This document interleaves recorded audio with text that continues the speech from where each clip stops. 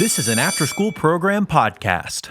Welcome to the Home Studio Hangout podcast, where we explore what it's like building, running, and working out of a home studio with your hosts, Joshua Matotek, Andrew Simmons, and many guests in different areas of the music industry.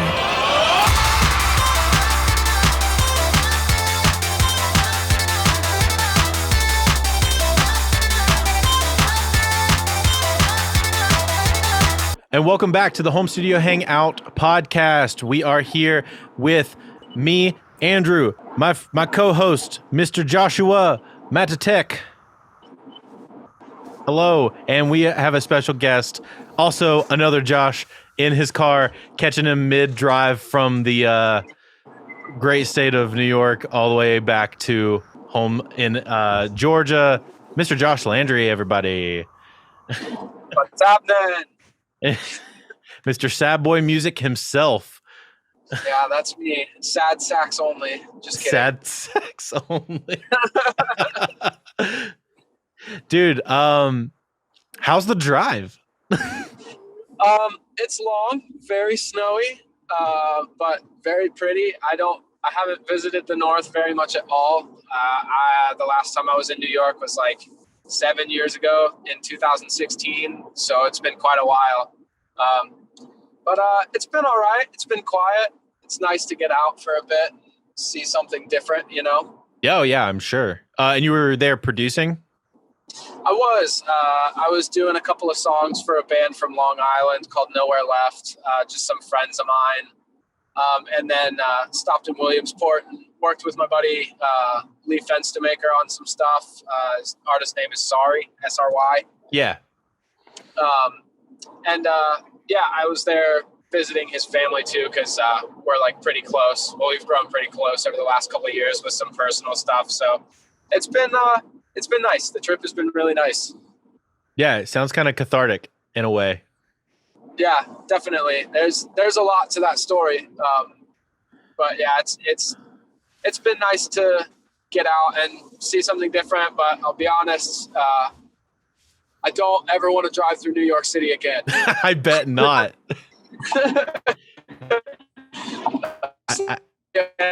And a half driving through Queens. I did when we were on a run one time. I drove a 15 passenger with a trailer through the middle of New York, and it was not fun. Oh yeah, dude. Last time I was in New York, that's exactly what we did, except we made Lee Rouse drive the 15 passenger trailer. And dude, I will never forget. At the time, we all like smoked cigarettes like a bunch of delinquents. He literally like pounded a pack of hundreds while driving that city, dude. Like he was just sitting there freaking out. We accidentally went through a route that you're not supposed to take with like oversized vehicles. Mm-hmm. Because you know how New York is routed, like van and trailers or like semis, you're supposed to take very specific routes. And we didn't know because we're from Atlanta and we had never gone. So we had no idea. And so we were going through this tunnel that we barely fit through.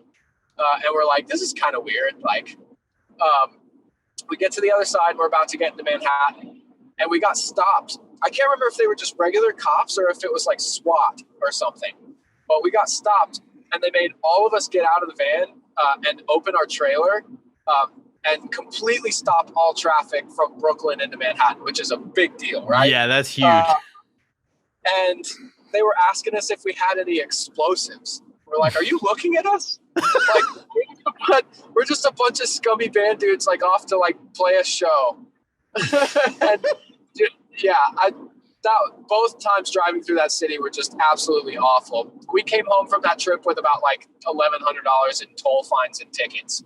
Golly. And I know I'm about to get some in the mail from this trip too. So, hell yeah, New York. That's on traveling. Yeah, dude. It's awful. I don't choose to be there ever again, but I'll visit if someone else drives. For sure. Yeah, just make Lee drive again. Yeah. I'm sure he'd love it. I'm sure he'd be ecstatic about it. Well, dude, because I feel like you haven't really done a lot of talking about yourself too much that I've found when like doing some research. I think you've done like maybe 1 or 2 podcast episodes of other things, but yeah, I've I would done a really podcast. I was just sorry, no. I was just gonna say I would be really stoked that you could like give us some backstory on you. Yeah. So yeah, I was born and raised in New Orleans, Louisiana, and I lived there till I was about 12 years old, and then Hurricane Katrina happened, and that ended up kind of relocating my family to Atlanta. And at the time, I was like a little punk, idiot skateboarder kid. And all I had interest in was just skateboarding and like hanging out with my friends. And to be honest, that storm definitely wrecked me in a lot of ways, but I think my life ended up way better because of it. I don't think I would have gotten into music at all. I think I probably would have just ended up being some dummy deadbeat druggie who eventually quit skateboarding and only hung out with his friends and did horrible things. But when I got to Atlanta, all of my friends were gone, and it was just me, and I had to meet new people. And funny enough, like pretty much everybody I met, I was in like 6th grade at the time. Everybody that I met played music. And I just thought it was like so cool, and I wanted to be cool, right? That's like what everybody like when they first get into music. I swear, it's like it's almost like this thing where it's like I want to be the cool kid who like has something extra to him. And you get into it for all the wrong reasons because you're like 12, you know. Yeah. But it ended up changing my life in a lot of ways, and so I was really bad, obviously, as most people were when they start playing music at a really young age. But I ended up just kind of going from like skateboarding with all of my friends to playing music every day with all of these kids that I got along with. And they ended up being my friends all throughout like middle school and high school. And we were in a bunch of terrible bands, you know. I'm gonna get like way off track if you don't keep. No, you're good, dude. No, you're on track right now. You're on track. But yeah. So eventually it got to the point I was in high school. This is where all the juicy story stuff starts happening. But I made it through school till about 10th grade. And I remember I couldn't really like function. It was weird. All I could do was like sleep. I was just exhausted all the time. And I like started to kind of find out how depression affected people. It started affecting me from a really young age, and mental health issues like kind of run in my family. And so I started having a really hard time, and all I wanted to do was like just play music. And so eventually I started going to a doctor and figuring it out. And it got to a certain point where like I was flunking high school so bad, but what I was doing musically was like making my parents like really stoked. So they like allowed me to leave school. It was like really weird. That's like, cause really cool. My parents always advocated like to stay in school. Like my parents were never going to let me drop out, but it got to a point where my dad was like, I was working in Guitar Pro at the time. That was like what I started like making music in, was just like crappy tab programs and stuff like that. And I would always show my dad what I was working on, even though it sounded like RuneScape. You know what I mean? Yeah. Because Guitar That's Pro, such a specific reference. The RuneScape songs went dummy. That's exactly what it sounds like. It's just like crappy little trumpets on RuneScape. Bro, do you think that they have those songs on Spotify? That's the real question. The RuneScape songs? I need them.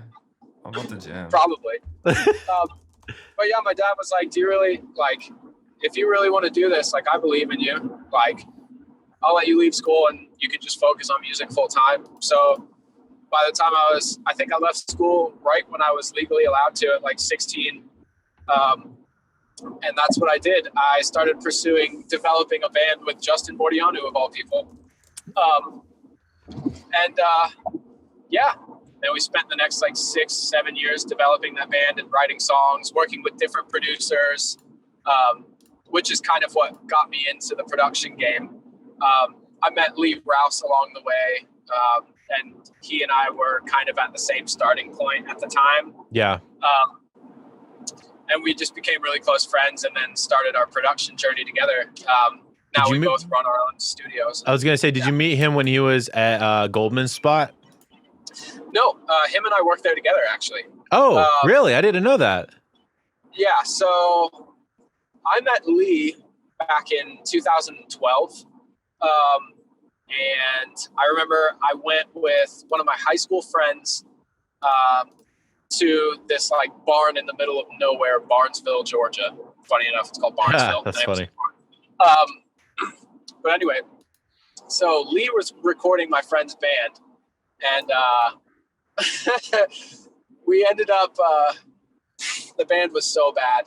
And now that I think about it, I was a pretty bad friend, because Lee and I ended up just taking a break and getting stoned together for whatever reason. Yeah. And I remember we were just like kind of sitting there, just like really stoned in the studio, kind of laughing at their drummer because he just could not play the song at all.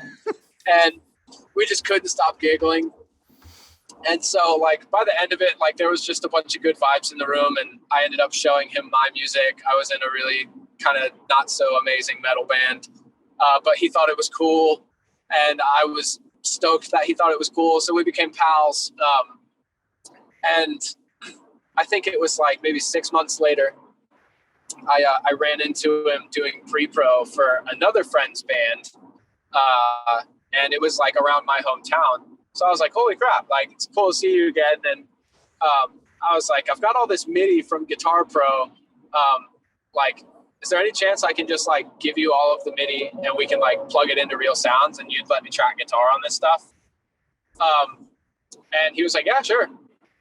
So I remember at the end of one of his sessions with this band doing pre-pro, like he plugged in my drum MIDI and like all of my like synths and stuff like that, and just let me track guitar on top of the whole thing. And it was like the first like real recording that I had heard of my stuff ever. And we just kind of became pals and like just made music together for like the next year or so. And then we were broke, so we started doing it for other people. You know what I mean? Yeah. Like that's literally how that went. Like we were just making cool stuff, but like we were just bums at the time. Like we had no money. Like he lived at his mom's house, I lived at my mom's house, and like eventually it got to the point where like other people liked what we were just doing for fun, so they wanted us to write stuff for them and produce stuff for them. So we did a bunch of like really bad metalcore songs for a bunch of really bad bands, and we got paid like $75 a song. It was pretty bad. So we made like $30 a week or something, like maybe. And yeah, we would just chill at his mom's house and eat Hot Pockets and make really bad metalcore songs for a living. And yeah, I don't know. And somehow ended up snowballing into a career like 5 years later. Then that's like those days that you think back and you're like, how did I even exist at that point? Oh, dude, I think about it all the time.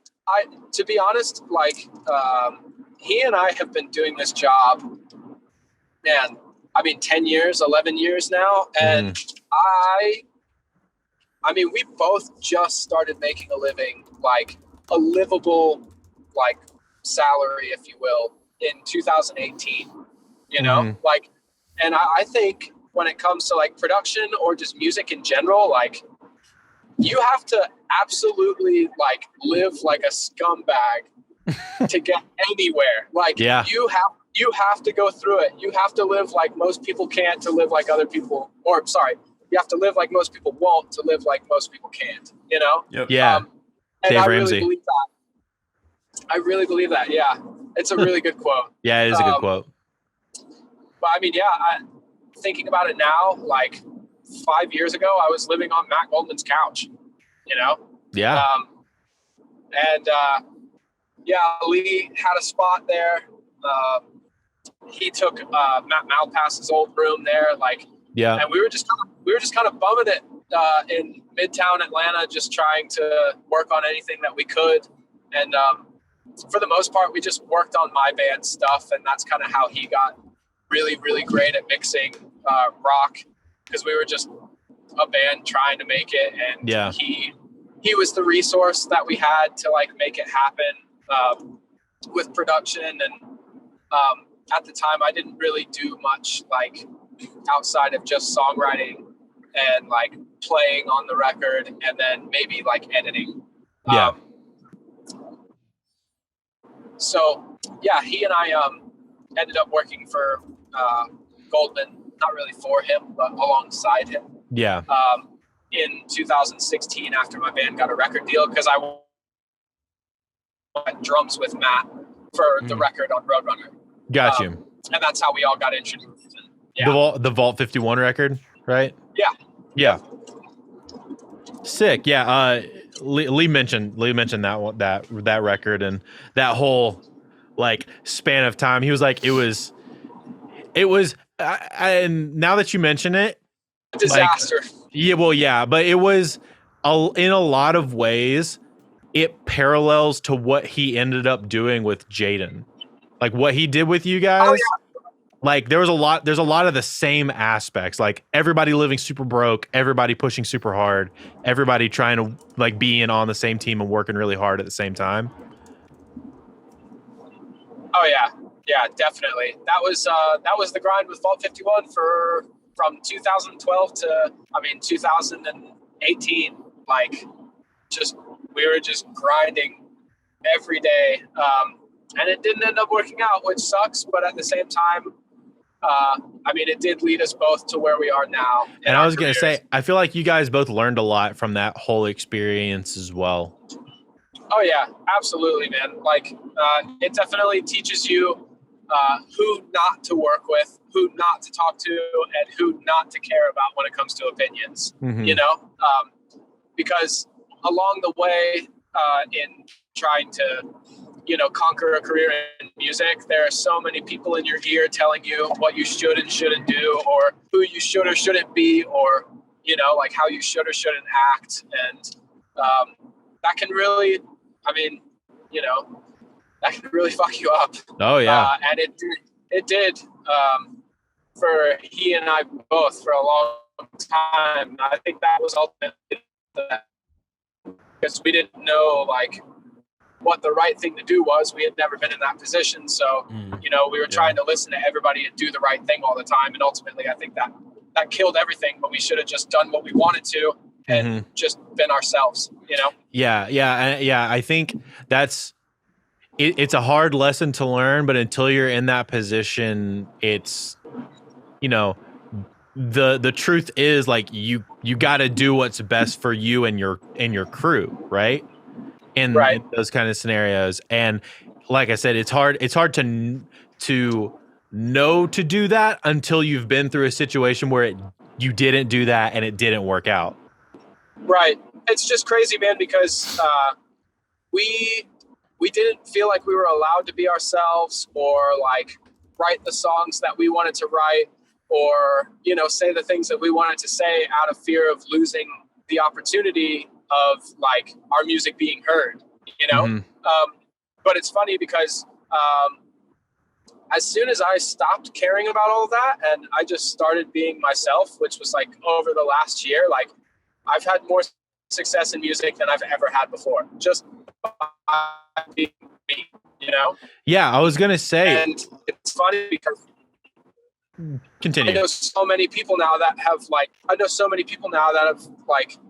just kind of learned how to authentically be themselves and just kind of shed that that weight of expectation from other people. Mm-hmm. And it's just so much more for them because people connect with people being real, and I think so much of music now is so I don't know, not organic, if that makes sense. It's just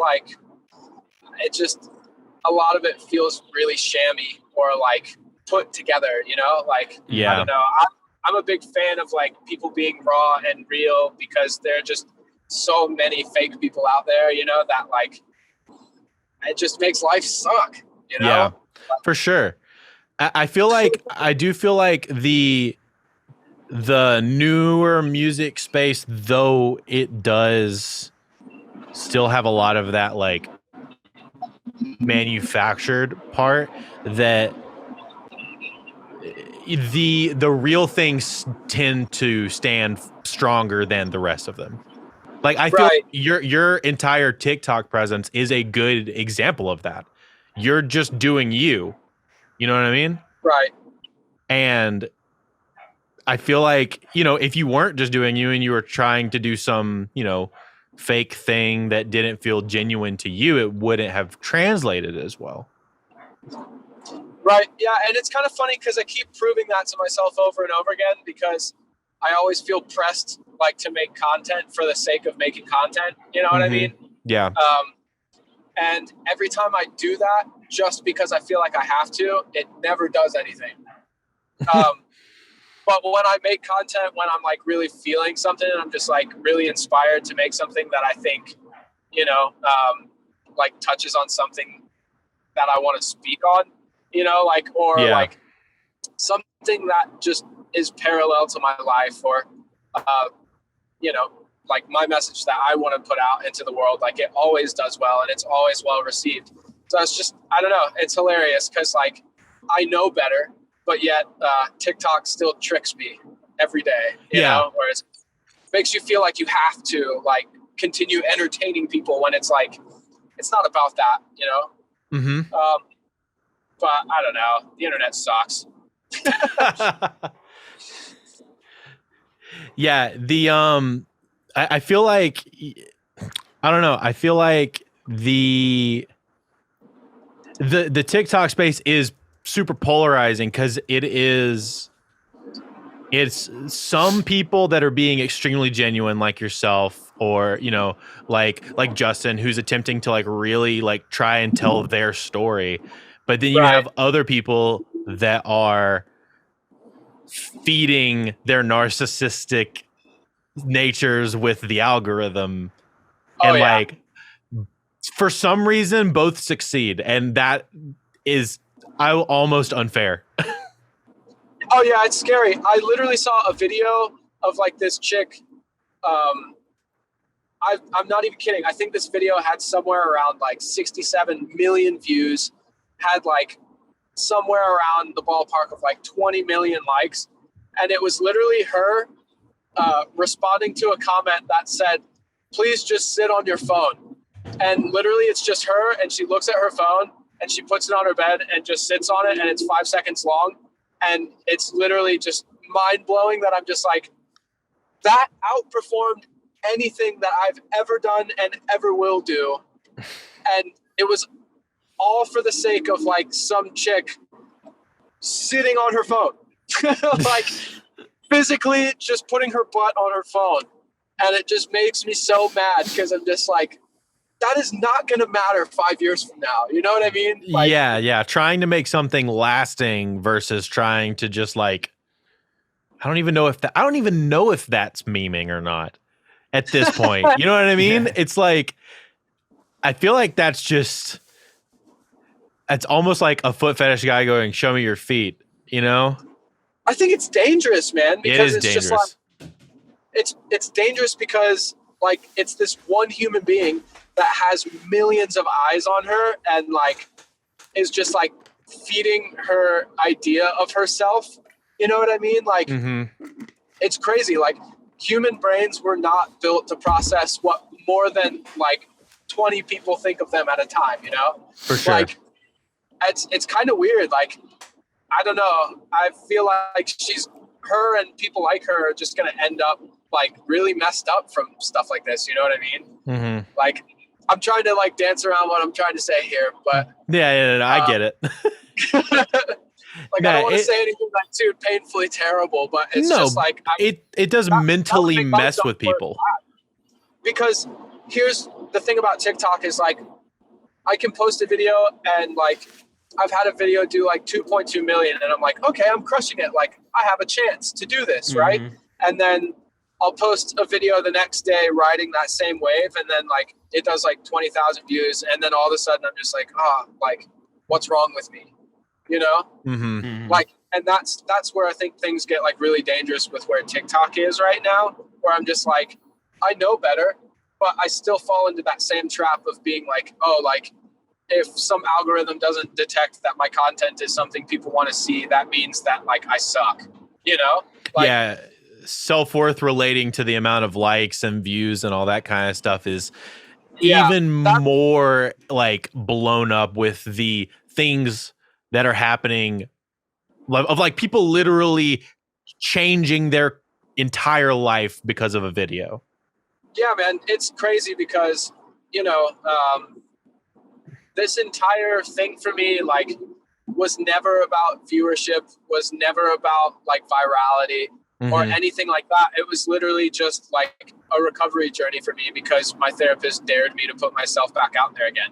And after my band got dropped in 2016, I kind of ultimately just stopped playing music for myself and jumped way heavier into the production game because it was safe.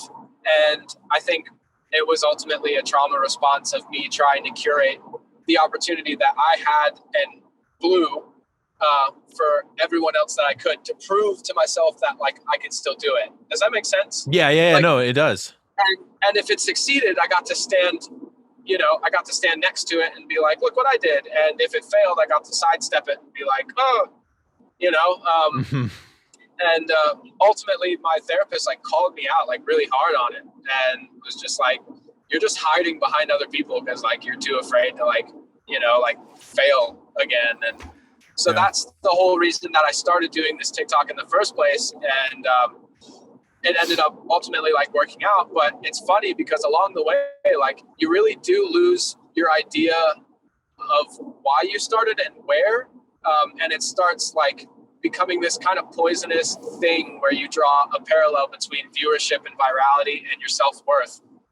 Which is why like, if you guys like ever notice at all, like I'll go on like a streak of posting one like every day for like 2 weeks, and then I'll just kind of dip out for like 2 or 3 weeks. Because it starts to get to that point where like I start caring way more about like, oh, like what are my views looking like? Oh, what's my like engagement looking like, and this and that. And like, then I'm just like, wait, like that has nothing to do with anything. So like, I need to like put this down and come back to it like when I'm like in the right headspace. For sure. You know? And I feel like when you're in that right headspace, you make better content. Right, exactly. So it's just like, I should know better, but it's funny how you get like tricked every time by the same thing.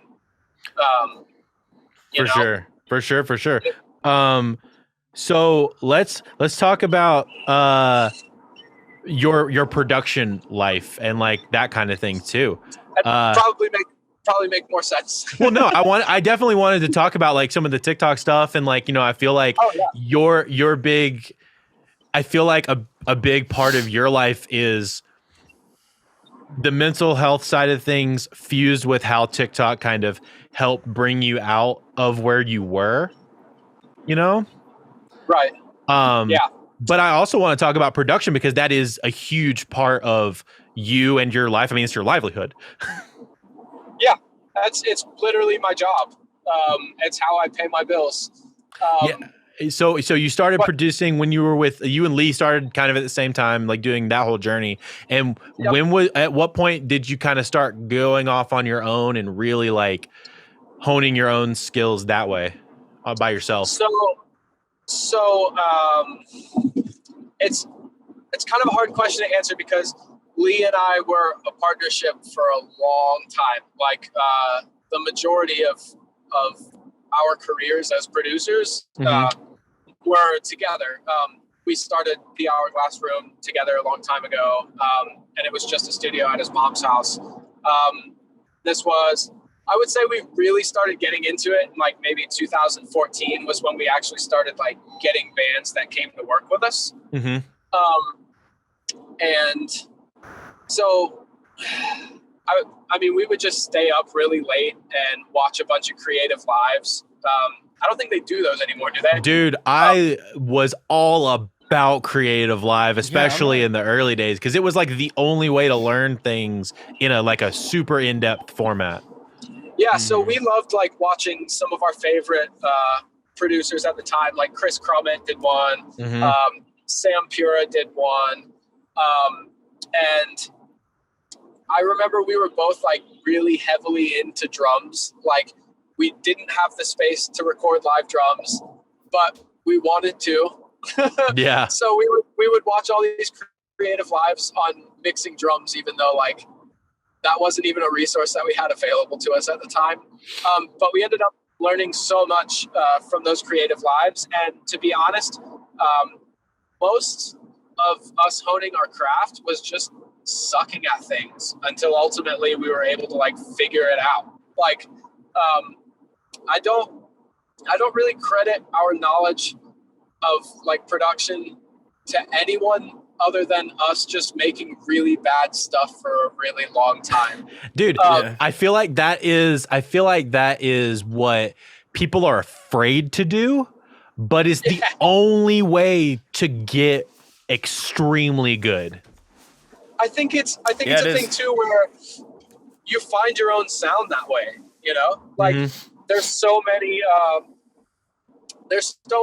one-stop shop like plugins now, and just like, you know, like almost like handbooks like online, where it's just like you can figure out how to make a record that sounds like Joey Sturgis, you know, or you can make a record that sounds like Joel Wanasek or but I have a lot of friends who are like extremely talented and like taste that, and I always try to like tell them, I'm just like, why don't you just try doing something else? Just try using different like samples or different like approaches, and like try to make things that sound bad sound worse until they sound cool. Does that make sense? For sure. Like, basically. That's kind of my whole approach to production, is like I use a lot of things that are like readily available to me that sound pretty bad, and I just like mess with them until I think that they sound really cool and unique.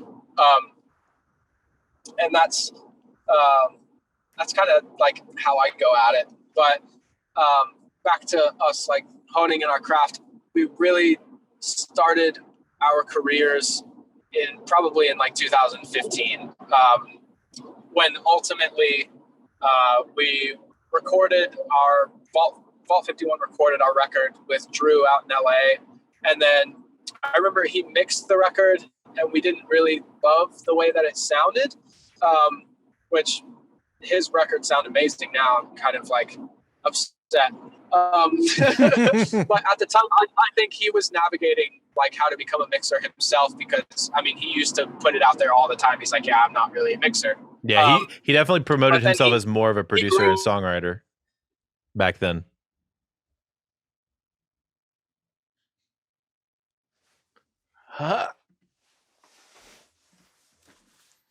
So yeah, my dad got hired. That's cool. Bless. You're good. I lost you for a second. Okay. So you were saying, I got you. We're good. So he was promoting himself as more of a singer, a songwriter, producer rather than a mixer. Yeah. So he was a writer and a producer, and usually he would pass his stuff off to Kyle Odell, or like they would mix stuff together. I know he mixed a good bit too, but he never claimed it. He was kind of like me now, where it's like I mix all of the projects that I'm doing like over the last year or two, but I still don't claim to be a mixer.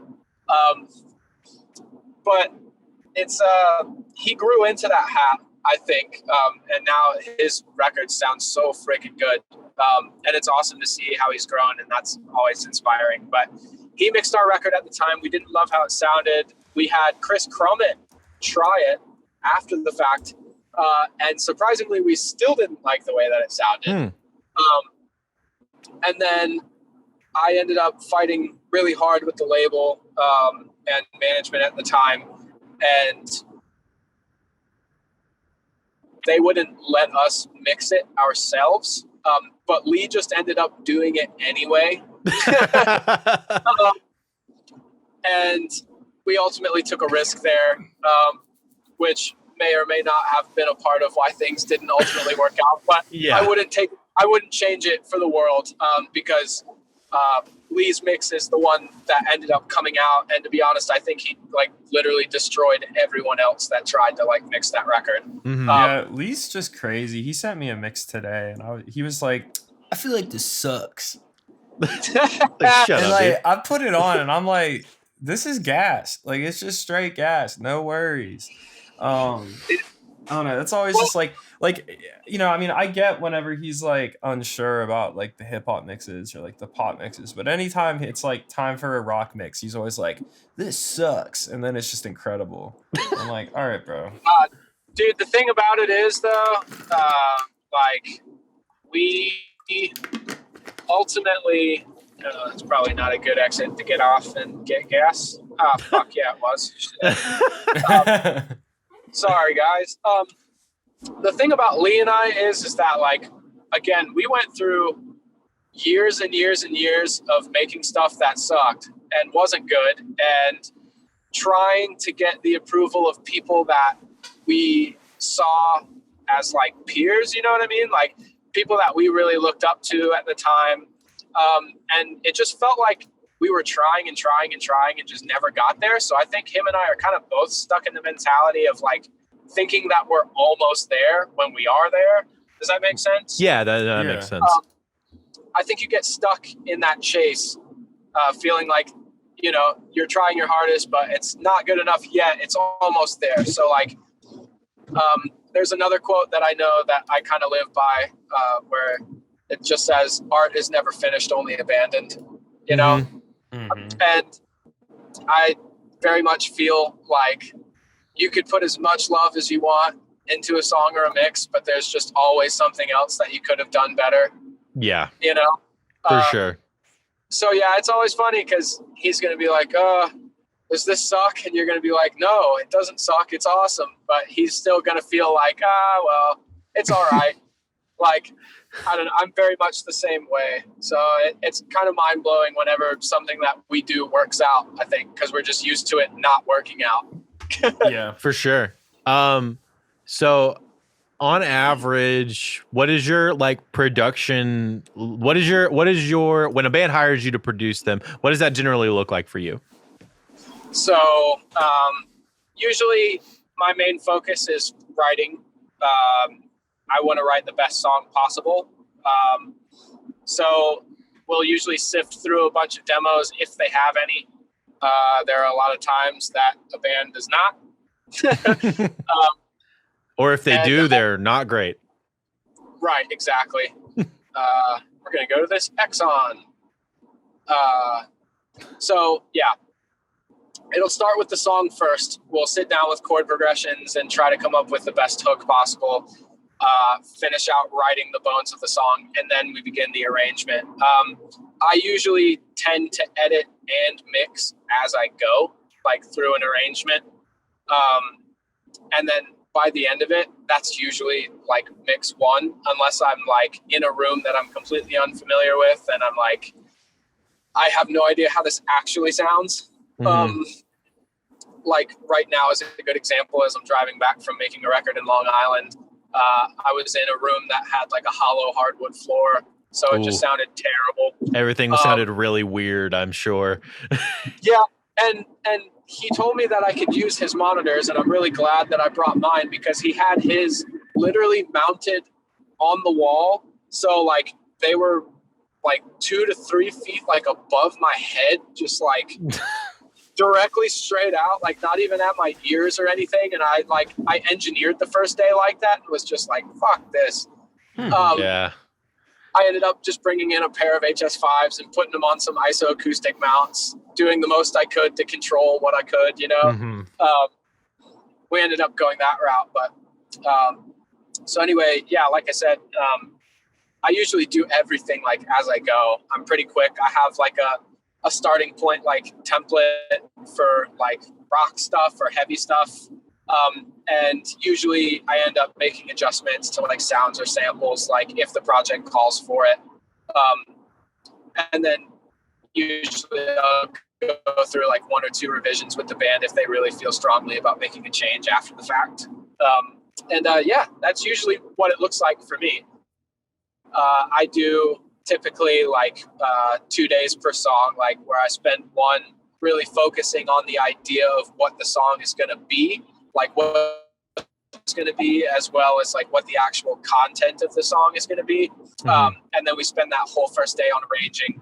The second day we spend really honing in on like the vocal, so like the lyric and melody and top line content. And yeah, so that's usually my process. Pretty easy. Yeah.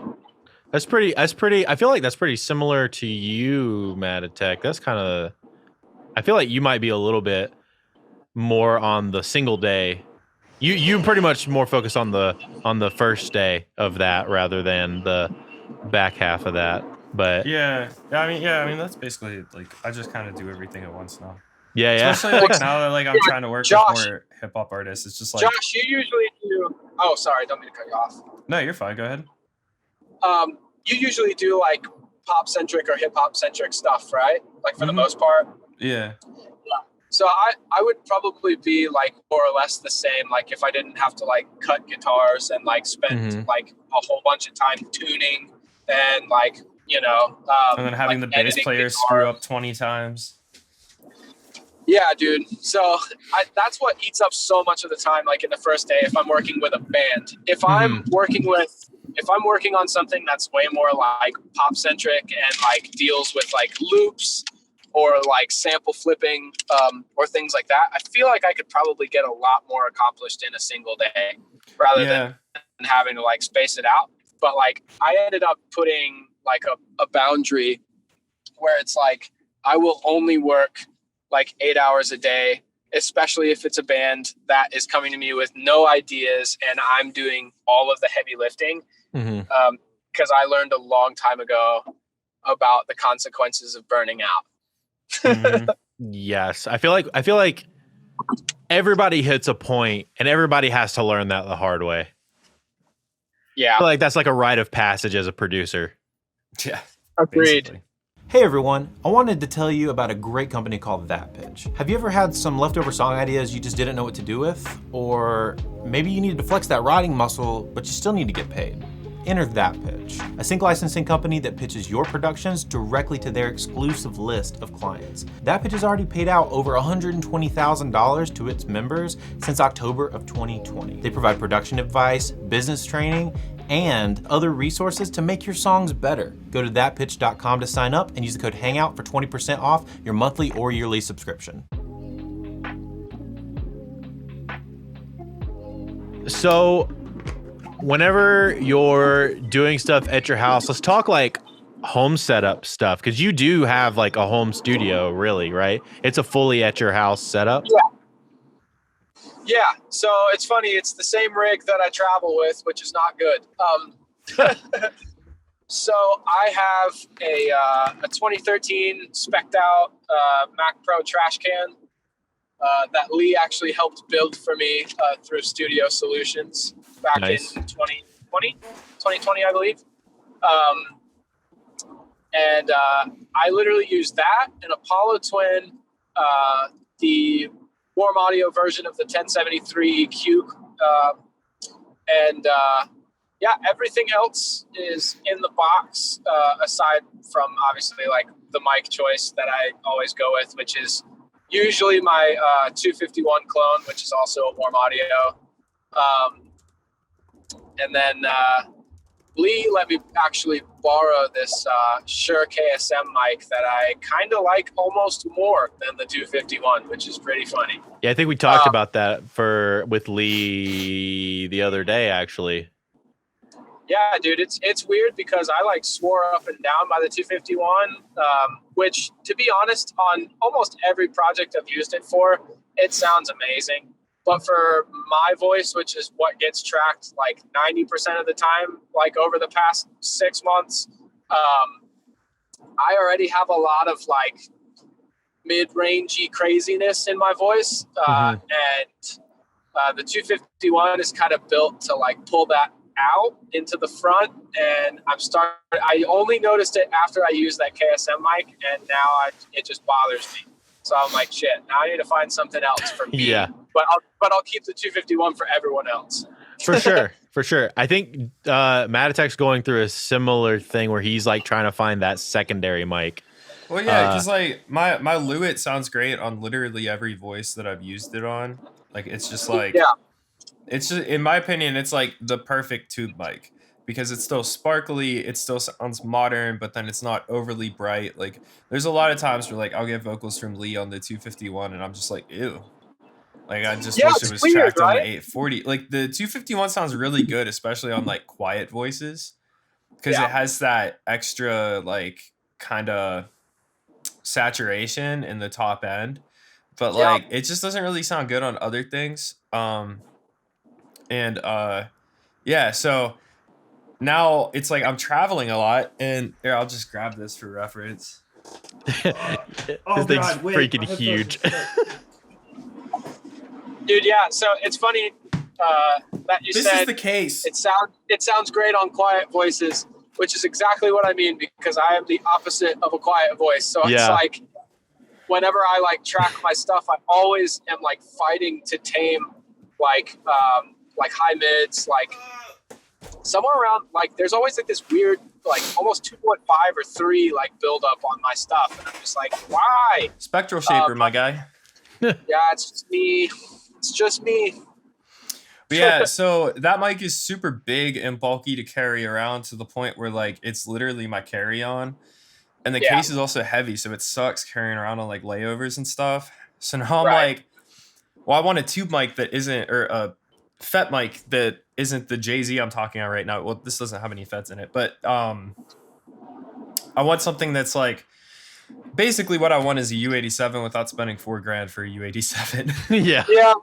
Lee and I used to use Goldman's U87s when we were working at Glow in the Dark, and I think he would probably agree with me where we liked the U87s a lot, but for some people it was just way too much. Yeah, because of the mid bump. So right now I'm eyeing up the lot in Atlantis because of the different voicings on it. So it gets like really dark, and then it also gets really bright. And I was like, all right, well, like it's a FET mic, so it has a little bit of grit to it. Like, I think it'll be just about perfect. So I think that's going to be the secondary mic for whenever I travel. Because the Jay-Z is really cool. It actually almost sounds like a C800, but you need to run it through a ton of tubes. So like at the studio, I'll run it through like a tube pre into like a tube compressor, and then it sort of sounds pretty cool. But like it just needs a lot of help. It's really compact and great for traveling, but it's just like it sounds awful otherwise. And then obviously in untreated rooms it sounds bad. How do you feel about the 47? I've never actually used the 47. Really? I feel like they're really dope. They're probably the most versatile microphone because they aren't overly bright, but then they still have that really, I mean, classic top end. The problem is finding a good clone. None of the modern Telefunken mics actually sound like the old Telefunken mics, which is why like, a lot of these vocal producers, there's a Matt Rad episode with Matt Beckley, who's a vocal producer. And he was talking about how, he was kind of stuck in between a rock and a hard place. He needed a new mic. So he actually contacted Telefunken or like the company that makes everything for Telefunken. It was the company that makes like Telefunken's parts. Yeah, he contacted them and had them custom tune a 251 capsule for him that he could put in a 251, and then he basically they made it, sent it to Telefunken, and Telefunken put the mic together and sent it to him. And I mean that's probably still like $20,000, Yeah. But it's just like dude. My 251 is literally like $800 or maybe close to $1,000. Yeah. And so it's like the only expensive new mic that you can buy that sounds good in my opinion is the C800. And so like when you're looking at like all these U47s, like the Telefunken U47 sound pretty good, but in my opinion the Fleas sound even better. From the demos I've heard, I've yet to try one in person, but those guys are crazy, and they actually like build these things to spec and try to get them as vintage sounding as possible, because ultimately like a lot of people think that like the U47 is super dark, but it really isn't a dark microphone, because back in the day, all of those tube mics were popular because of how bright they were and how they retained their quality whenever put on tape. So that's something I've thought about too, is getting a flea. I've only had experience with the Warm Audio clone, which I think is sitting at Lee, because I think it's Landon's. Yeah, it sounds pretty good. But I liked it a lot. I used it one time, and I actually really liked the way that it sounded. Part of me was thinking about snagging it, but I don't know. The other part of me was like really leaning into just getting that Shure KSM, because that mic just sounds great. It just sounds really good. I think for my stuff, it just like has this like really tame like mid-range thing that I love when it comes to my stuff, because I don't know, it just makes all of like the aggressive bits just feel a little bit more rounded off, just a little smoother. So it's like I like using, my big thing is like source. Like if whatever you're using at the source sounds great and you don't have to do a bunch of surgery to it after the fact, like that's going to be my choice 10 out of 10. Well, another thing that might be an issue with your voice is the fact that you're running a warm 1073, because like 1073s in general sound really bad on people with upper mid-range issues, and then combining that with the warm one, which is going to be a little bit more harsh sounding than say like a BAE, maybe you should check into using a different preamp. Yeah, it's kind of funny though, because it's like I really love like tracking guitars, like with the 1073 that I have. love guitars on a 1073, dude. They sound so good. It just like tames all the gross stuff. Yeah, and it just like adds this like color and like warmth to the tone. It just sounds fucking pissed off, and I love it. Yeah. So it's like if I got rid of that preamp, like I don't know, I don't have to get rid of it, but I mean, if I didn't upgrade my interface, which I probably wouldn't, because it would not for a while, I'd probably just go with the quad if I did, because I just have the twin right now. But I wouldn't want to toggle between the two. But I want to find a great preamp that kind of like does it all. Yeah. But I don't know, that 1073 has worked out so much for me, like especially with like aggressive music, like especially like I track a lot of like screamy vocalists, you know what I mean? Mm-hmm. I track a lot of like really aggressive guitars, and I don't know, that pre has worked out. But to be honest, you're right though, because I have tracked myself on a different pre. I can't remember which one it was. It was a buddy of mine that had it. God, it was like silver. It was honestly huge, but it wasn't the Avalon. Oh yeah, I'm about to say I'm staring at my Avalon on my desk right now. Yo, was it maybe a Chandler? Yeah. Say what? Was it maybe a Chandler? It might have been. Because those things are big. It had like the VU on it because it had like a built-in like comp. I can't remember what it was for the life of me, but it's funny because it did sound a little bit better. But I tend, you can ask Lee this, I tend to push a little too much with the gain on the 73. I get kind of like weirded out when I don't, like, because even though it sounds cleaner if I were to go way less hard on the gain and a little bit harder on the output, like it doesn't sound as aggressive to me. And like no matter what kind of music I'm making, my ear always bends that way. Like I always want to hear that characteristic. Could it potentially be maybe trying different tubes? Is the 1073 a tubed? Yeah. So yeah. So maybe. Wait, what'd you say? Trying different tubes. 1073s don't have tubes in them. Okay. They're fat. Yeah. See, ask me anything about gear and you'll probably get nowhere. That's what I was gonna say. I think for an aggressive thing, trying something with tubes in it, I think for your voice especially, that's like really mid-range, upper mid-rangey, could be really cool and flattering to your voice too. I remember I hadn't tracked myself really, but I think Lee did. But there was this Black Lion that Goldman had too that was really freaking cool. And then there was, obviously we had like the Avalon But we never ended up really liking the Avalon very much. Every time we used it, it was just like extremely kind of just like tinny or like bright, especially on singers that we were tracking at the time, because they were like really, really clean, like seedy kind of voices. Yeah. You know what I mean? Yeah. And I think we were always chasing like a bulkier sound, but that was our issue, is that we were always trying to chase something with the wrong tools. You know what I mean? Yeah. That, something that me and Josh have really, me and Matotek have really tried to push to on the podcast, especially, is like, take your time and figure out the things that, firstly, have a goal in mind with your sound, right? If you don't have a goal in your mind and you're just buying stuff to buy stuff, like, that's going to run you into the ground financially in a terrible, terrible way. But also, once you have that goal in mind, really like being particular about your sound that you want to achieve and not really settling, like being willing to put in the time and money to like do the tests and the split tests between different preamps and microphones and combinations and stuff. Yeah, my taste always changes with the wind. I will always buy, like, I'll buy the setup that I need to accomplish what I want to at the time. So like, I used to have like this M6 with Fishman Fluence in it. I had the 73 pre, I had the 76 and a 2A. And that was kind of like all I really needed, that and the 251. And then it's like, all of a sudden I start like feeling like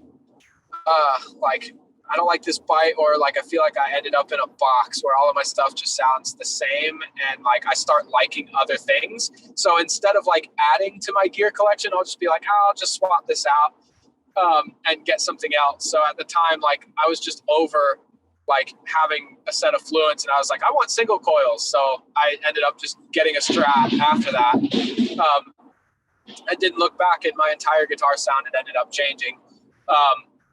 And then now I'm like, I just tracked an M6 again for the first time in like 2 years in Long Island. And I was like, I like this way better than the single coils. So like now part of me is just like, I'll just like swap them out again. But it's just like, I don't know. I get scared of financial risk like that, where I'm like, I'm making enough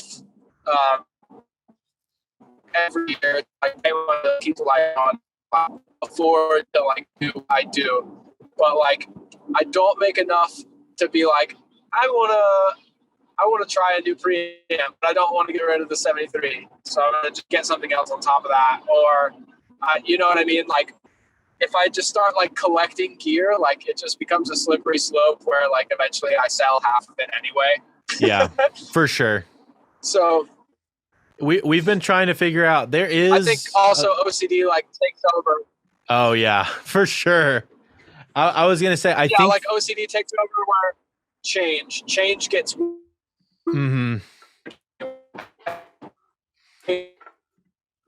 operate in this one box in this one lane. So like I get kind of like afraid of taking risks. I always end up taking them anyway at the end of the day, but it takes me quite some time to get there. Yeah. No, I get that. I totally see that. So yeah, I think we've been talking about like, we wish there was a way that you could like rent gear to try, because we've been running in it. We were talking about this with speakers too. Like we really wish there was a way to get in gear to your space and try it out in a real scenario. You can if you know people. Well, you can if you know people, but like most people Ryan can't Harvey? do that. Everyone's getting ex machinas. Yeah, all I'm gonna say is a really good buddy of mine from high school was working at Sweetwater. And if you work for Sweetwater, you can do that. They'll literally let you take whatever you want home, like on rent, for like next to nothing, which I thought was like really freaking cool. But yeah, if you don't live in Fort Wayne, Indiana, working for Sweetwater, you're out of luck. Yeah, exactly. Like I really wish there was a way, especially because production is becoming such a at-home big solo thing, that I really wish there was a way that we could have access to test gear Especially it's like, oh, I want to rent this for, and I guess there are probably ways that you can rent gear from places maybe, but like I want to rent this to test it out for like a real session. Like I'm really interested in these couple preamps and I want to rent them for like a couple days to shoot them out. Right. That's kind of hard to that's kind of hard to do unless you're like in a bigger city. Right. Yeah, I mean that's kind of something that I would do. Like if I wanted to try a new piece of gear, what I would do is just like sell whatever I was using at the time and just get it. And if I didn't like it, I would just sell it again and get something else. Yeah. Like I would just play merry-go-round with like all of my gear until I found stuff that I really liked.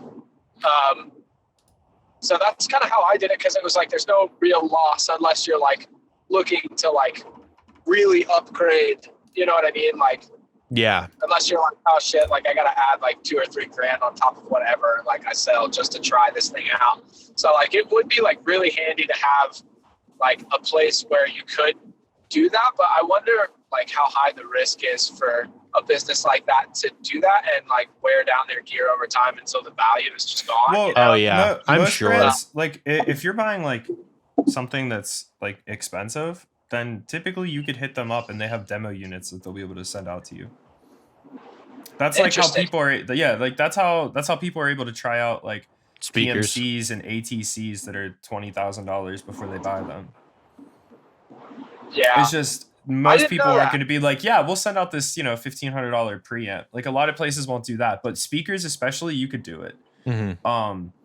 And like PMC, that's how they do it nowadays. I don't know how they get them to other parts of the country that isn't LA, but you just hit up PMC. Yeah. You're able to do it. Like Seth had Ex Machina sent to him, and he was able to demo them for a couple weeks in his studio. See, I feel like I miss out so much on things that are happening in the gear world because like I'm so much more like composition and arrangement focused. Like I exist in my studio with like the bare essentials. Like same here. Like that's how I am. I always have the bare essentials, but like the only things I honestly care about are speakers and vocal chains, because I'm always just like I want to be the best vocal producer in the world. Like I want to be able to have a vocal that I recorded and mixed and be like, yes, this competes with my favorite vocal mixes. And that's all I know about here.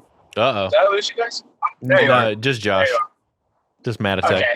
Oh, just me? Yeah, I totally get that because I'm in the same headspace. Like vocal production is my game. Vocal production is totally my game, and I want to be the best at that I can be. But it's kind of funny because I've learned using less always is more. Yeah, I know, for sure. Like, I feel like when I got wrapped up in like trying to figure out how to like achieve a sound, I always felt like it was just so much more than it actually was. And I feel like really what you need to obtain a great vocal is just a great mic, a great pre, solid interface with great conversion, and a great singer. Well, and I was gonna say, I think a lot of the times we as producers and engineers we get caught in the trap of this mic is sick and this preamp is sick and this compressor's sick, when a lot of times it's like sometimes you just need to sing better. Yeah, that's a fact. I mean, I don't know. I've tracked a lot of really bad singers in my day. And I would always like kind of hit myself over the head wondering what I could have done to like make it better. But really it's just like when you get a singer that's actually good, you have to do way less work in terms of like gain staging and compression, because it's almost like they just have it right, like from their mouth.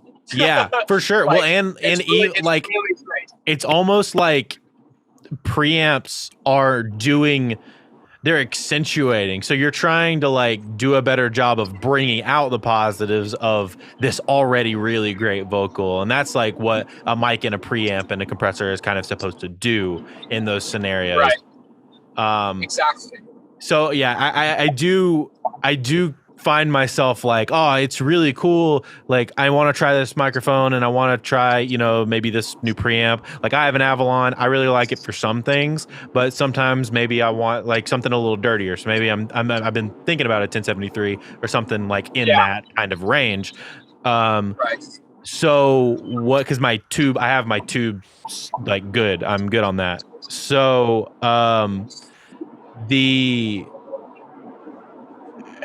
I get all into that space, but then I'm like, if the vocalist is just not good, then none of that's gonna matter, and the song's gonna suck regardless. And even if the song's bad, like if the songwriting's bad.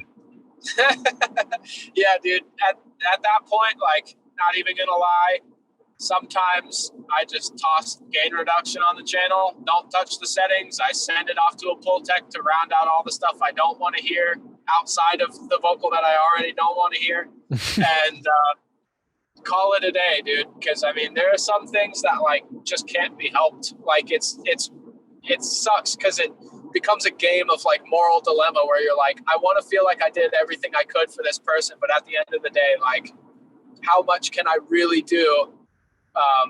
You know, to kind of polish a turd, you know, as much as like we don't want to admit it, it's just like, you know, there's only so much that you can do. And I do a lot of turd polish. Oh yeah. As most people do, you know, but it's just, it makes tracking great vocalists better when you do get them. Because you're just like, oh dang, okay, cool. I can work my ass off on this great vocal, and it's going to turn out great. I don't have to like sit here and worry or play 21 questions in my head on how to make this passable, you know? Yeah, exactly. Yeah, I totally agree. What's something maybe that you see from you working with a lot of people? What are some things that you kind of see that are the most repeat offense things? Like, you know, like songwriting faux pas that you see that are like, we got to stop doing this, or like singing things that you're like, nah, we can't be doing this. Like, it's like, you know what I mean? Yeah. Oh man. Bad lyrics. Yeah. That's my biggest pet peeve. That and I mean, really, mic technique like bothers me a lot. Okay. That's one thing that I think that maybe we can all agree on here.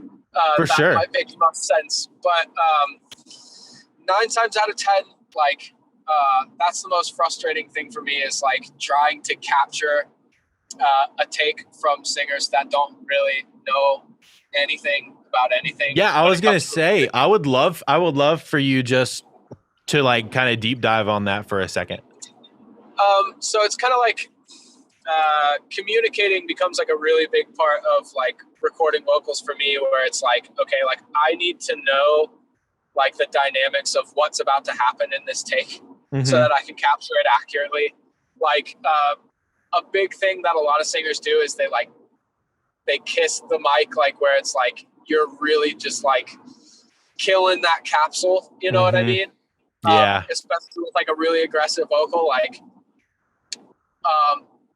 trying to communicate like where somebody should stand, like how far out from the mic they should be, and like how prepared I should be to capture that is like probably the most important thing in a recording session for me.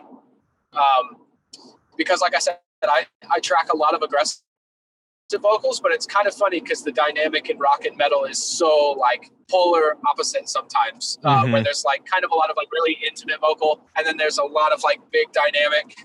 So like compressing that becomes kind of a challenge in the right way, and especially capturing it. So it's like, I think teaching your singers exactly how to approach the microphone in different settings and styles of vocal is like extremely important. And I think singers, stop kissing the microphone unless it really calls for it. Dude, yeah, I definitely agree with that. I've seen like, an especially uptick of that with the rise of like more indie feeling pop music, like your Billie Eilish or your Lana Del Rey's and stuff like that, where like people feel like they just need to be like literally licking the capsule. Yeah, and I mean, I'll be the first to admit I'm a massive Billie Eilish fan, but I think it started a wave of everyone singing as quiet as they possibly could. Yeah. Which is also like the biggest challenge on earth to try and capture. Lee and I actually engineered a song together a couple of years ago. It was like a hip hop group called Pink Elephants. It was a song called Sound of Violence. And was it that one? I think it was, where like the verses are like basically like whispered, and like the singer was like hell bent on doing it that way. And I remember Lee just being like, oh my God, fuck. Like he's just like trying to like gain it right to where like we were tracking in an open room, you know what I mean? So like, we were like, how do we like comp this the right way where like we're not going to be like making the noise floor super ugly? That's what I was going to say. That sounds like a noise floor nightmare, which is like most of the time not something you really think about. Yeah. Until you get a vocal so quiet. I'm going to be honest. Lee was the lifesaver there, because I don't think I would have been able to like, I don't know. He just crushed that. I don't think I would have been able to like do it in a way that sounded as clean as it came out on the other side. And it took a lot of attention to detail when tracking it. It got to the point, I think I was steering the ship and tracking vocals on that whole project. And like, he ended up being the guy to engineer all of that, because it was just so meticulous. And every take ended up being like microscoped. Jeez. You know? Yeah. But yeah, I would never want to do that again. Luckily, we're in a place now where like we both have booths. But mine is a little bit more shanty than his. Mine is literally in a closet that's like completely deadened as much as I possibly could. Yeah. Well, dude, I feel like you're very much in the like true home studio fashion. Oh yeah, dude, I'm in an apartment, like legit. It kind of sucks because all of my low end goes to my downstairs neighbor. I legitimately cannot hear it. It's awful. But I know where everything like should live, like based on like how I've set my template as far as like where bass should live, where the kick drum should live. And then I'll always go into my car where I know what everything sounds like, which is like the tried and true home studio guy car test mix, what I mean? Like, and that's just kind of how I run things. And like, I literally track in my closet, and I have somehow managed to stuff an entire queen size mattress in there, along with like 4 really, really thick comforters. Thank God the floor is carpeted heavily. And I also have another comforter like literally across the ceiling that's like draped and catching all of those reflections. So like it is completely silent in there. It's like really strange, but it's also really nice because I can go as intimate as I want, like in those types of settings, and not have to worry about like anything crazy, any reflections. And I can go as crazy as I want with aggressive vocals and not catch, my walls or my ceiling. For sure. I make do with what I have. Yeah. You do it great. I appreciate that. Yeah. Part of me is, I get so nervous like coming on production podcasts, because I'm just like, dude, I feel like I am such a scrub. Like I do not have any like advantages with like a treated space, or like a treated booth or anything like that. I just take my stuff and go wherever and make records like everywhere and anywhere that I can. And to be honest, I feel like way more than a producer, I'm just like a scummy band dude in disguise who just knows his way around Cubase, For sure. Thankfully has a resource as good as Lee Rouse, because anytime anything goes wrong, he's the first person I bother. I feel like more than anything nowadays, it's not necessarily gear, and it's not even necessarily like rooms or anything like that. It's ear and taste. I feel like those are the kings of the current music industry. I agree 100% because I think, like I said, my entire like production angle has always been like creative. It's never been measured with like gear or like a precise fundamental understanding on like how and why compression and EQ works the way it does. I genuinely know that those are like essential tools, so I use them, and I literally mess around until I'm like, okay, that sounds right to me. You know, well, yeah, you've done enough trial and error in your career at this point that you know what you're listening for. I think that's an issue that a lot of younger people and like newer to music, like production people don't know, is they just haven't spent enough time being like, what happens when I do this? What happens when I do this? Like heavier threshold, like heavier on the threshold, clamp it a little hotter, but with like a lighter ratio versus heavier ratio, lighter, like what those sound like. Right. Yeah. And it's kind of funny because like earlier in our conversation when you were like, try tubes. Does the 73 have tubes? And I'm like, I think so, maybe. And then Josh is like, no, they don't have tubes. And I'm like, see, I have like, it's weird. Like my entire production approach is strictly creative. Like I have like almost zero fundamental knowledge on like how or why these like pieces of gear work the way that they do. I could act like I did know, you know what I mean? But I feel like that would just be a waste of everyone's time. Well, and yeah, it's just not, I mean, it's not, I would rather have a conversation with you about stuff that you do know and are comfortable with too. But it's just so funny because I think like the fundamental of a great recording should be great source sounds. Like if your guitar tone sounds great, like on the way in, then it sounds great. If your vocal sounds great on the way in, then it sounds great. And either way you slice that, no matter like what plugin you end up using or anything, like that should be your like foundation of how to produce a track, in my opinion. Like for sure. I have for sure. Some of the best, me and my buddy, me and Chris Davis were talking about this. I mentioned him beforehand, but me and him were saying that like some of the best DIs, guitar DIs specifically, that we have ever heard have been from, I think it was the guitarist of Currents, the band Currents. Like DI sent some guitar DIs or something to him for something, and it's literally a Focusrite 2i2 direct in off of a guitar, and it's just a really great guitar, a really good pickups, and dude can just play extremely well.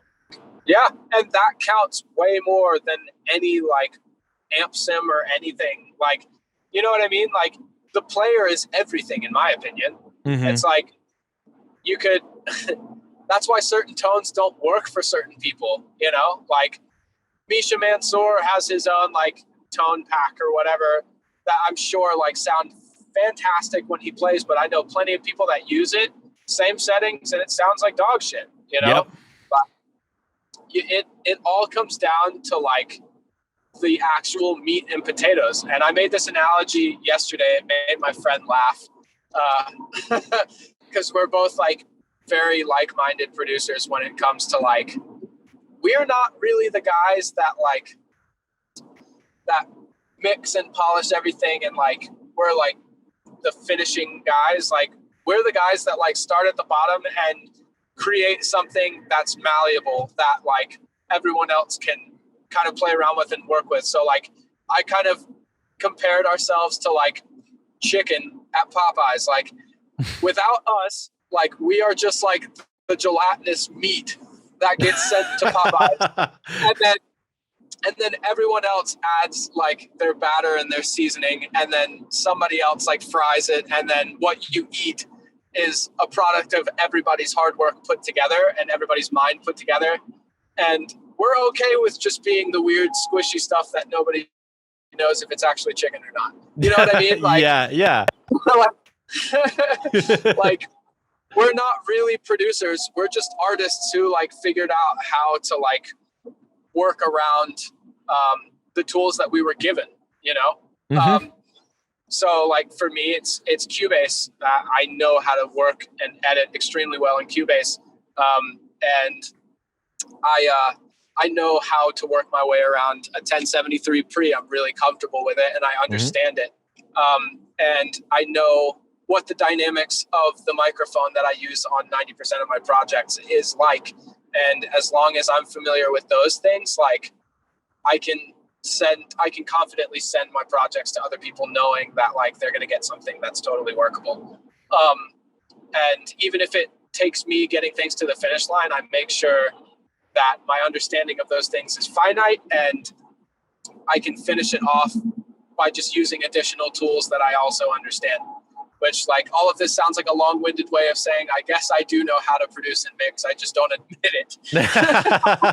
but I feel like it's just hard for me to admit that, like, or like claim that I really understand what I'm doing when it comes to mixing, because there's so much that I genuinely don't. And I'm constantly surprised by things that people like Lee or Josh or other people show me that I just genuinely don't understand. But I think it's the power to be okay with not understanding it. You know? Well, I think it's being a forever student is a part of that. Being a student of the game, always, never saying, "Oh, well, I've arrived. I know everything about music production." You know? Right. There's so much about production that completely goes over my head. And that's okay, because I think a lot of things that I know now were totally over my head 2 years ago, you know, and so on and so forth. But yeah, it's really cool where like home studios have gotten for people where like, I don't know, it's become a really easily accessible and understandable tool for a lot of people to just be creative and put their art out there. You know, I feel like I'm one of those people that got fortunate enough to live in the time of all of this coming up, because I literally could not work in the A room at Goldman's Place because it just gave me anxiety. Yeah, it's a lot. It was a lot. We did a couple singles there, and it was a lot to I don't know, just like it was just a lot. Yeah, I don't know my way around a console at all. I'm sure that if I spent enough time like kind of trying to just understand it one piece at a time, I think that eventually it would click. But like, I was like, I have no idea how to go use that one piece of gear in the rack and route it to this like board and route that to Pro Tools, because I don't use Pro Tools either. So like all of it was just like daunting. Oh yeah. But luckily, Lee and I worked in a partnership where like he understood all of that, and he's just like a sponge for information like that. So like somebody could show him something once and he's got it. Like for me it takes repeat failure until eventually I get it. For sure. So I think let's pivot a little bit, dude. Let's talk about the record. So my record? Your record.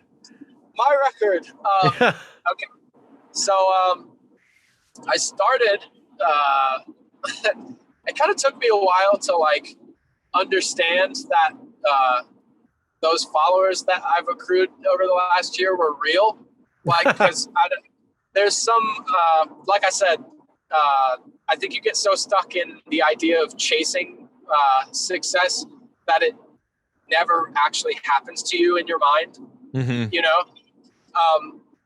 So it kind of took me a while. I started in January making like TikToks and stuff, and then it had done decent, but I was also going through my own struggles. I was doing EMDR and like trauma therapy work, and it was grueling. And so I just wasn't in the headspace to write music or accept the fact that I had like an actual opportunity to succeed. Yeah. So I didn't start writing until June. And then I think I wrote one song in June. And then I just could not write another one until I think maybe August. Because I think I was just way too in my head. It just felt like everything that I was doing or gonna do was just doomed, you know? Yeah. So it's been a very slow process because I want everything to be like as raw and real as I can make it, and as true to like my life as I can possibly make it, because I'm so jaded from working on a lot of just not good music. You know what I mean? Like things that don't really hold any like emotional value to people. It's really strange. Like I think a lot of like artists and musicians just want to be somebody. They don't really have anything to say. So I kind of wanted to like beat that, you know? Yeah. And it's like, if I'm going to have my place and take up space in the market where somebody else could really be adding value to the world, then like, I want to make something true. So right now I'm sitting on 5 songs that I really love that are done. But it's just taken me so long because it's just, I think I'm putting too much pressure on myself. Yeah. Because I don't know, it's like I'm the guy that everybody said like on TikTok, like they love my voice and what I do, and it's like I'm so afraid of like writing the wrong thing, you know? Yeah, I could see that. Like, or putting out music that like might just be a disappointment to all those people, and like I don't know, I understand the weight and value of a first impression, you know? So that oftentimes scares me. And also like, obviously I'm a producer, so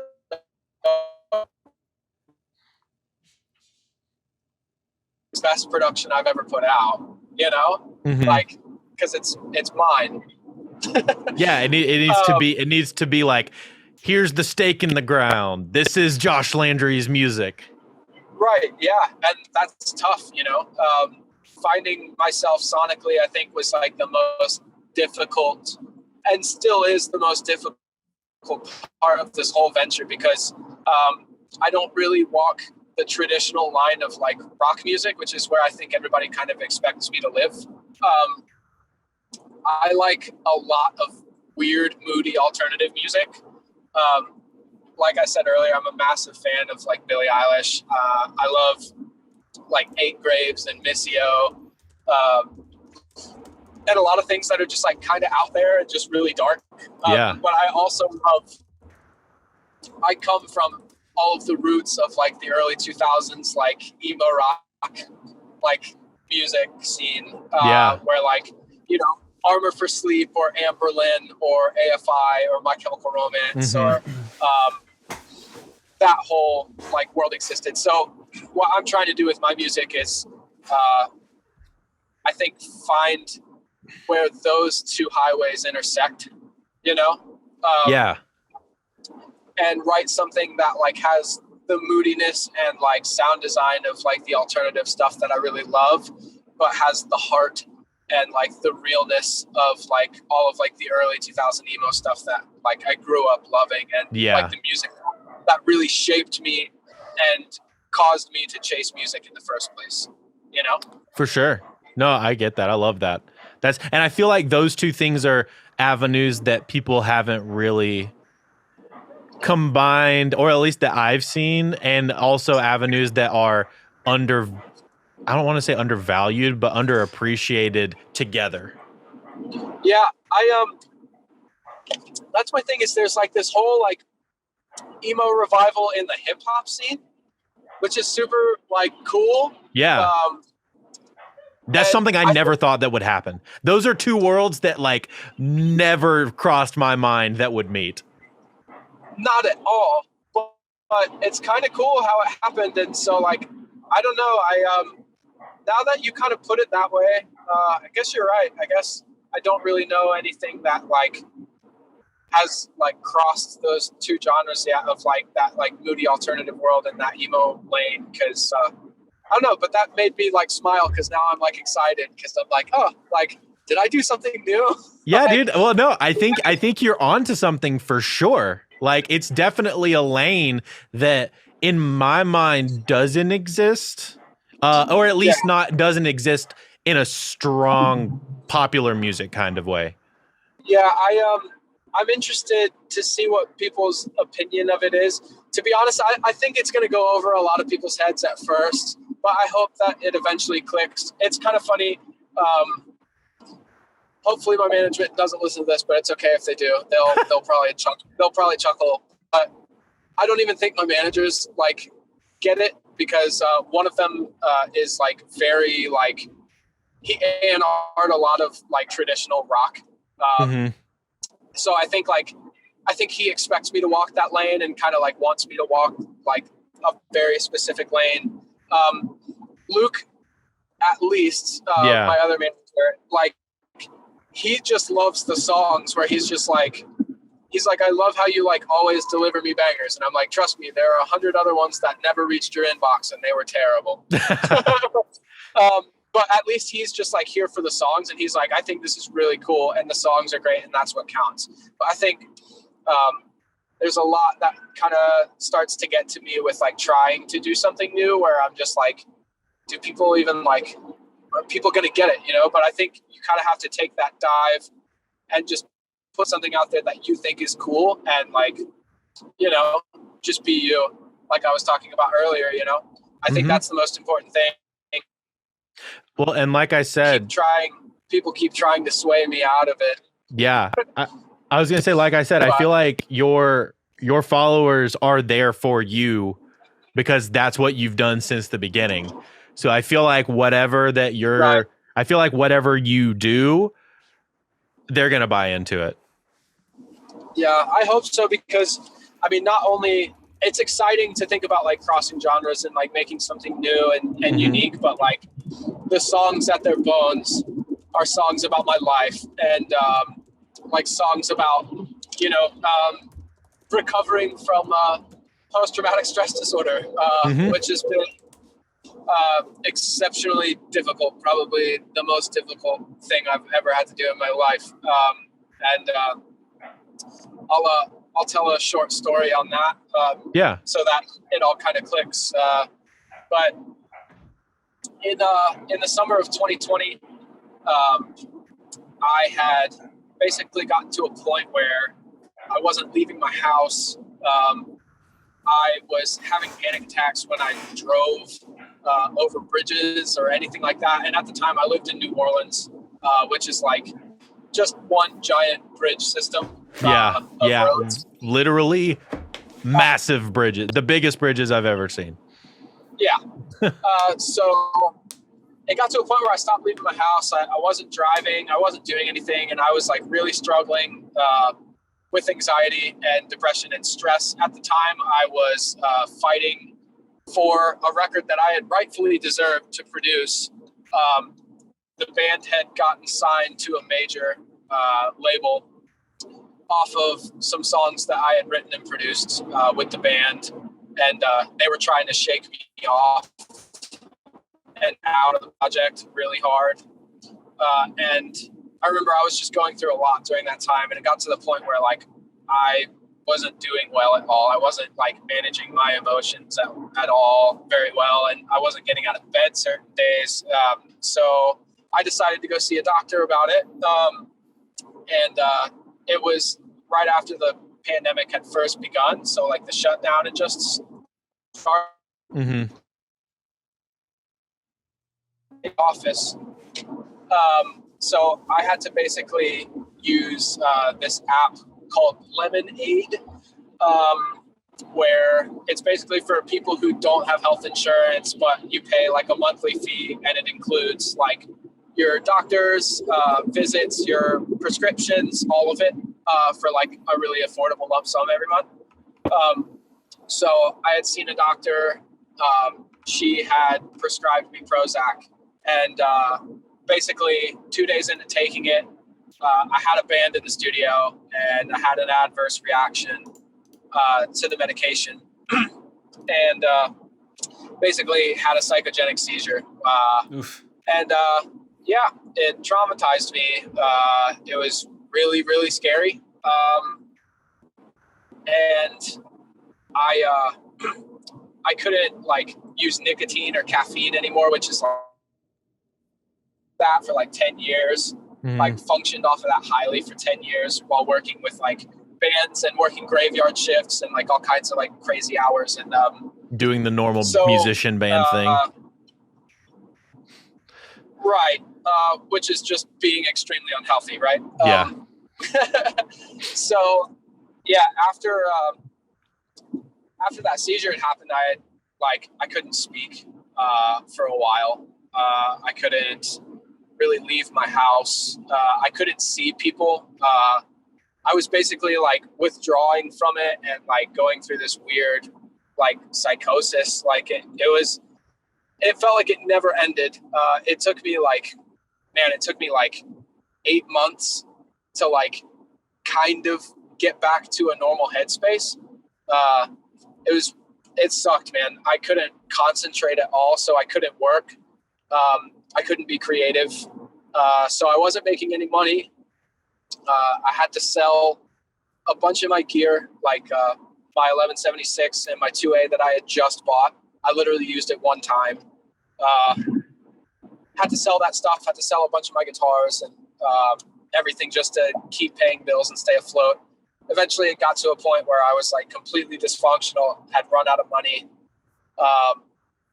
And like my relationship had failed. Like it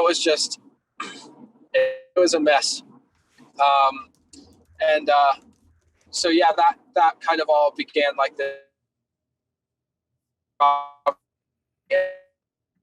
met this wonderful lady named Kathy Fenstermaker from Pennsylvania who extended me access to the resources I needed, like therapy and a psychiatrist at the time.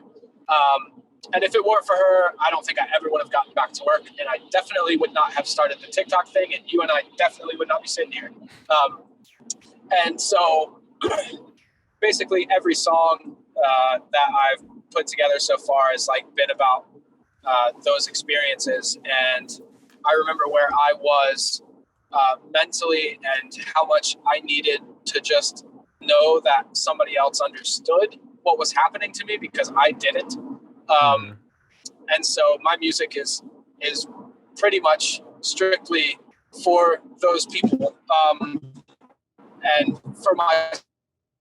And it's a form of EMDR where EMDR is exposure therapy, where it's like I'm kind of confronting all of these things that are still very much triggers for me, but it's in a format that's familiar and not scary to me.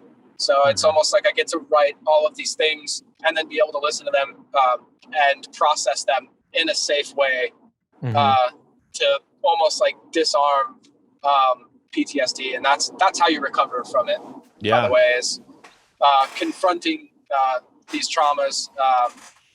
And that can be grueling. So I got lucky that I'm a musician and I'm a producer and I'm capable of like doing EMDR in that format. It's done a lot for me. So yeah, I think at the end of the day, like management and a lot of other people try to sway me into like walking a safer lane, but I think it's more important for me to put out music actually true to me and mean something and could help somebody that's in a really bad spot at the end of the day. Yeah, for sure. I mean, just from a personal, I think you're doing exactly what you need to be doing. And I think you sticking in what is true to you is going to be the best thing, not only for you, but for the kinds of people that you are trying to like speak to. Right. Yeah. Because, one big thing about like mental health disorders, especially like the more intense ones like PTSD, OCD, intrusive thought, bipolar disorder, they're very much like misunderstood by people who haven't experienced what that's like. And it's very difficult to like communicate it. So I think it's important for people to like hear these songs and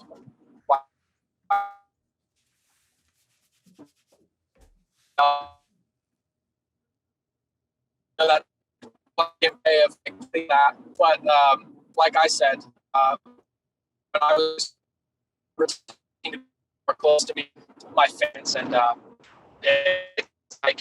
it's crazy how much even those people like don't understand it. I can't really validate your experiences, and I think that that's one of the most important like puzzle pieces to recovery for any of those people, feeling understood. For sure. So dude, I'm really excited to hear like what you come out with and like what you're working on. What are, as we're kind of like wrapping up a little bit, what are some stuff that you are super stoked on for the year? So I'll tell you guys first, I haven't said anything on the internet yet. My first single comes out on January 28th, and subsequently every 4 weeks there's going to be a song dropping. Nice. And it's been just a very long waiting game for me, and like a lot of anxiety about what people will think. So I'm just excited to get all of that off my chest and be busy all year. You know what I mean? Like just doing something for me. Yeah. Because I've spent the past however many years, like 7 or 8, like appeasing other people and like helping them create their art. And like, it's just like a breath of fresh air for me to like myself and do it in a format that's like really fun, and expressive, Yeah.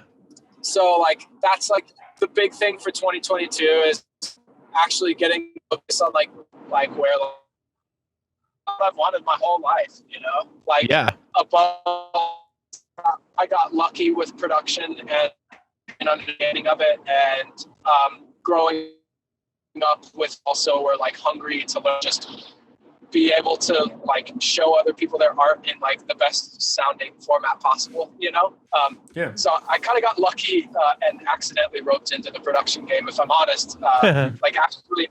And that's why I'm more of a writer than an engineer or a mixer, because, that's who I am. And I think I finally get to be that this year, so yeah, that's exciting. That's exciting. This will be, this episode will drop in the beginning of March. So you should have 2 songs out by then, right? Yep, I will. And yeah, it's going to be awesome. My artist name is going to be Low Spirit, just LO Spirit. And, yeah, those first 2 songs are like really important, but honestly, there's 3 more subsequent ones that I am just like so freaking stoked that I like can't even like keep myself sitting still. Heck I'm like yeah. so stoked on those 3 songs. So, yeah, man, and hopefully old Matotek over here gets to write with me soon. Yeah, we're gonna get him down to Atlanta soon. Oh yeah. Yeah, dude, but just, talk shop, do what dudes do. For sure. The, I'm going to put I guess some of your handles and stuff might change and things like that. But, as of right now, it's at Sad Songs Only on TikTok, and it's at I am Josh Landry, on Instagram, as of recording. I'll link your actual like artist stuff whenever all of that starts rolling out. Yeah, that'll be great. But yeah, they definitely will change. So good looks. Yeah, exactly. I know. I figured that might happen. So gonna reference the old ones just in case, but also the new ones will be in the description of the podcast, and also on the YouTube. It'll be in the description of this episode. Josh, bro, I'm super stoked that we got to hang out with you on this little drive. I think I lost you. You're good. I was saying I'm super stoked that we got to hang out on your little drive. Oh yeah, man. It's kind of hilarious how, like, I don't know, this whole podcast is like kind of centered around like production, and like this is just my life in production. It's just like traveling and constantly like being on the road, trying to get home from some distant, faraway place. Honestly, Yeah. I'm kind of bummed that we didn't talk about. I should have brought up this record that I did, where I literally drove all the way to Salt Lake City from Atlanta. Well, listen, yeah. what we can do, we'll have you back on after stuff starts dropping, and we'll just chat about like stories and production stuff, and we'll talk about new songs and releases and all that stuff. Oh yeah, man, that'll be great. And then again, hopefully, at that point too, I'm sure that there's like a lot of like ramble that you're gonna like sort and like edit through. Exactly. We'll go full send on the ADHD, like just all of it. Just let it go. I'll start us on a topic and we'll just ramble. Perfect. Let's go. But yeah, dude, Josh, thank you so much for coming and talking and hanging out and being here with us today. Yeah, man, I appreciate you guys having me on.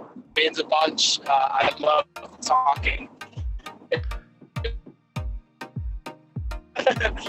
Yeah, dude.